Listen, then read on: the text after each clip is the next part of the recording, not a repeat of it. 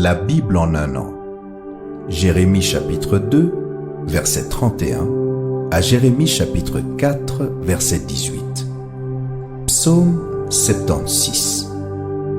Proverbe 24, 21 à 22. Lecture du 4 octobre. Colossiens chapitre 1, verset 1 à 17. Paul, apôtre de Jésus-Christ par la volonté de Dieu, est le frère de Timothée, aux saints et fidèles frères en Christ qui sont à Colosse. Que la grâce et la paix vous soient données de la part de Dieu notre Père. Nous rendons grâce à Dieu le Père de notre Seigneur Jésus-Christ et nous ne cessons de prier pour vous, ayant été informés de votre foi en Jésus-Christ et de votre charité pour tous les saints, à cause de l'espérance qui vous est réservée dans les cieux et que la parole de la vérité, la parole de l'Évangile vous a précédemment fait connaître. Il est au milieu de vous et dans le monde entier.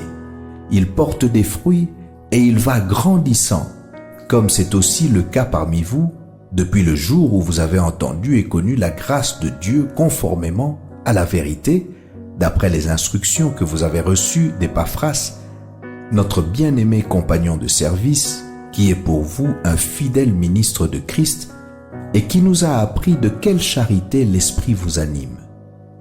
C'est pour cela que nous aussi, depuis le jour où nous en avons été informés, nous ne cessons de prier Dieu pour vous et de demander que vous soyez remplis de la connaissance de sa volonté en toute sagesse et intelligence spirituelle pour marcher d'une manière digne du Seigneur et lui être entièrement agréable, portant des fruits en toutes sortes de bonnes œuvres et croissant par la connaissance de Dieu, fortifié à tous égards par sa puissance glorieuse, en sorte que vous soyez toujours et avec joie, persévérants et patients.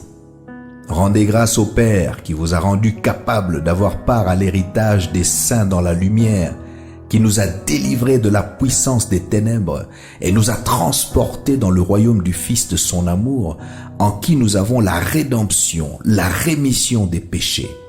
Il est l'image du Dieu invisible, le premier-né de toute la création, car en lui ont été créées toutes les choses qui sont dans les cieux et sur la terre, les visibles et les invisibles, trône, dignité, domination, autorité. Tout a été créé par lui et pour lui.